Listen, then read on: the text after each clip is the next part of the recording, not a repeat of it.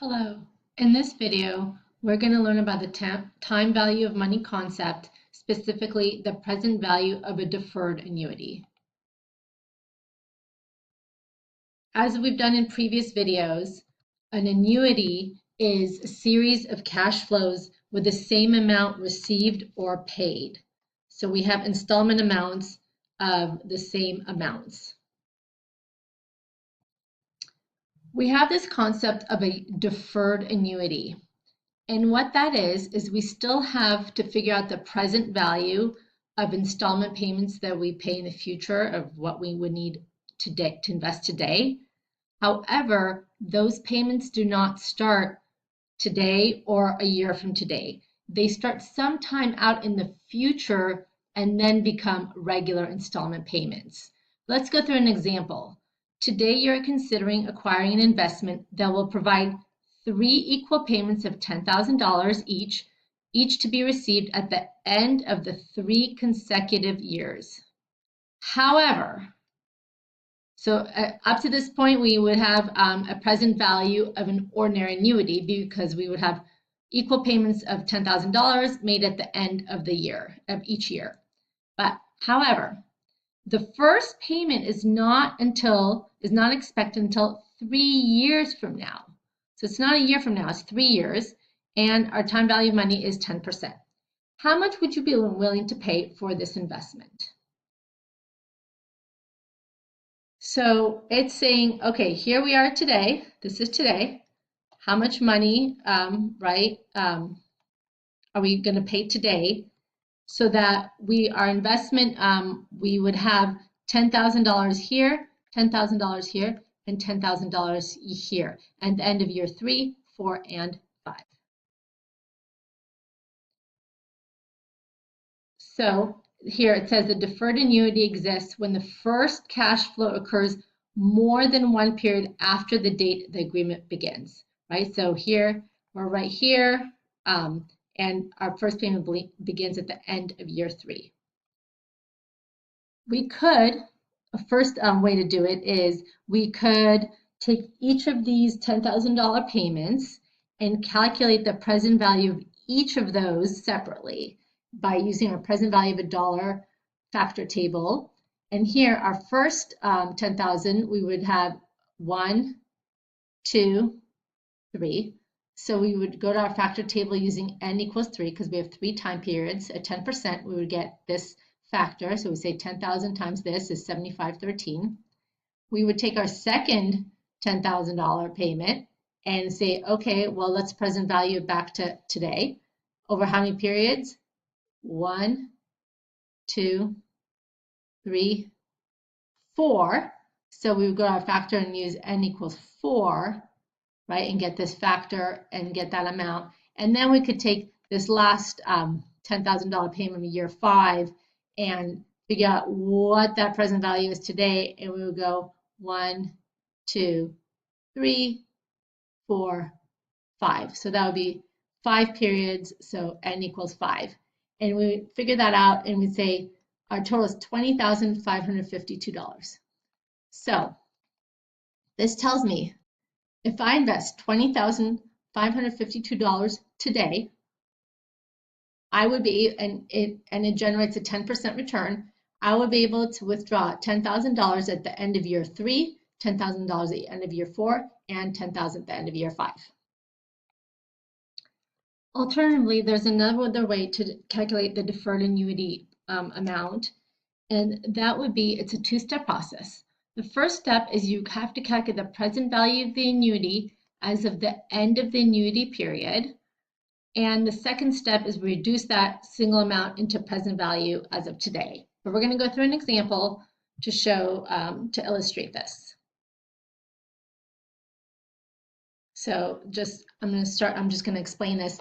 So in our example, we were trying to figure out the present value of today, like how much we would need today in order to have $10,000 at the end of year 3, 4, and 5 each.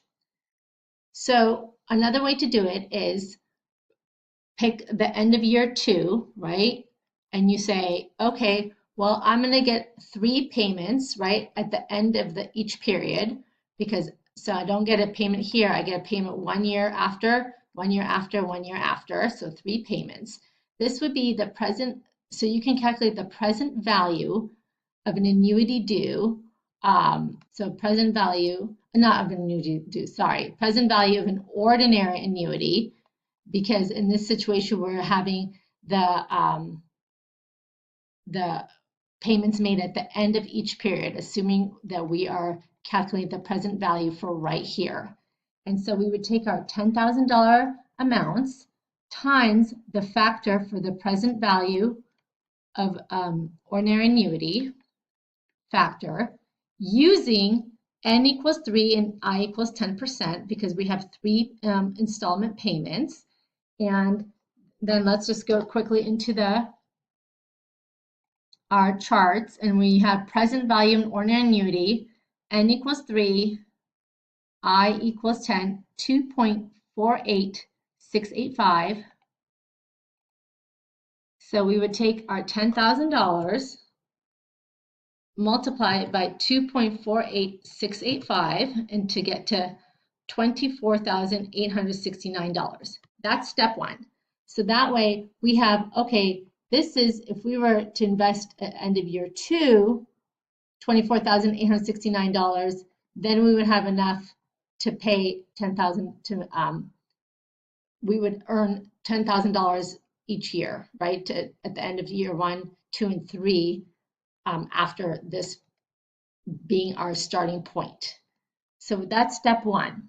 Step 2 is we take this $24,869 amount and we present value it to today, because this is not actually our starting point, right? This is the end of year 2.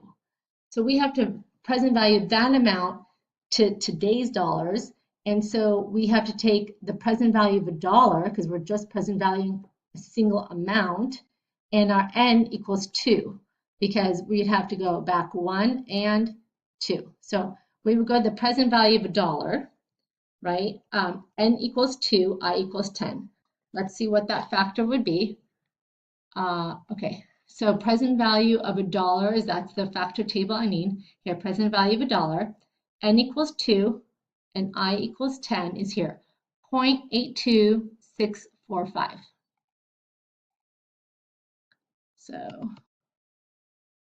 So I'm going to take my $24,000 that I'm present valuing back 2 periods, 24,869 times 0.82645 gives me $20,552.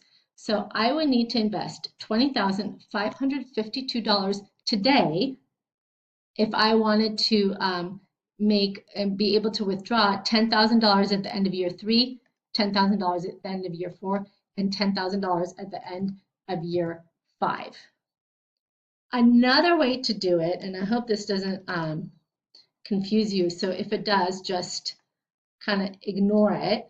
Another way to do this, I just want to show you, is we could say, okay, it's also a 2-step process, but I would start right here.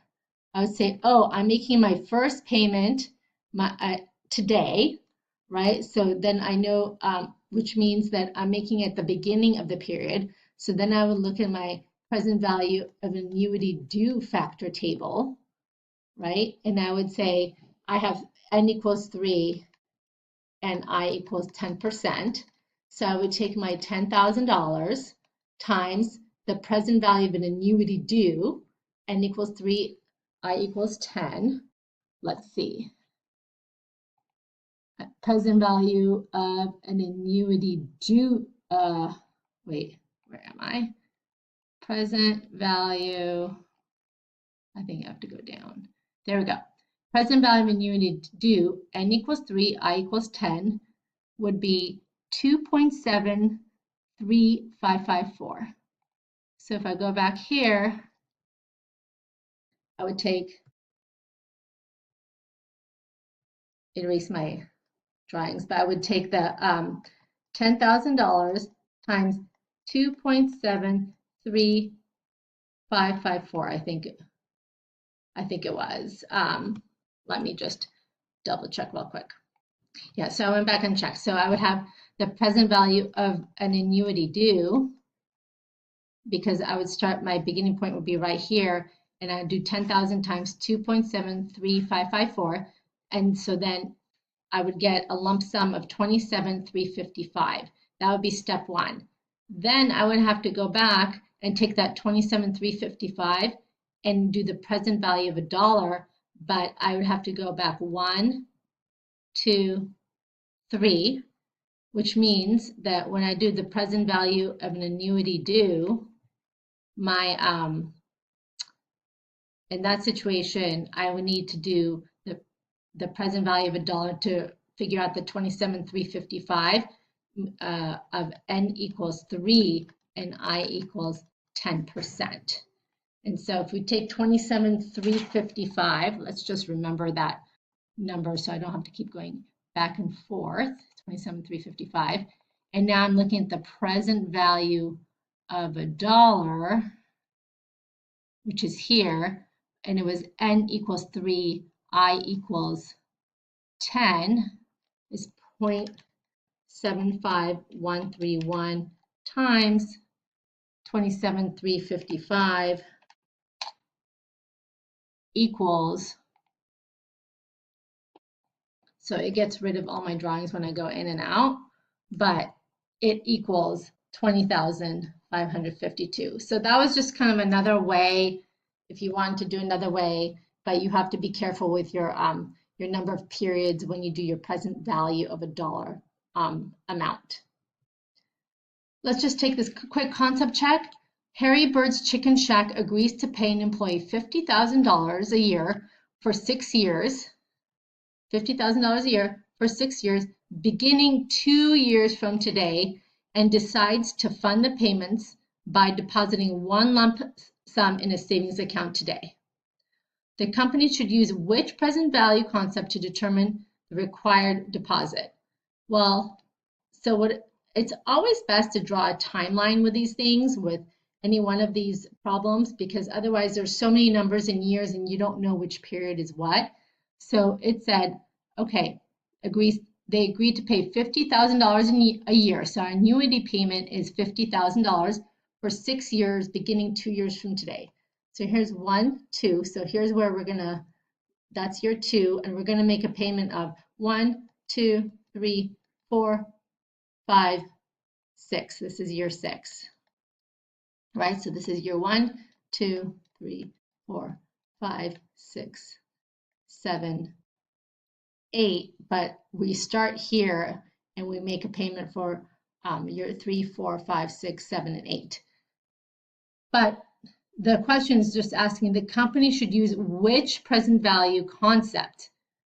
And we're going to say this is the present value of a deferred annuity, because we're right here in year 1. I wish I had a different color pen, but we're right here in year 1. That's where we start, and we are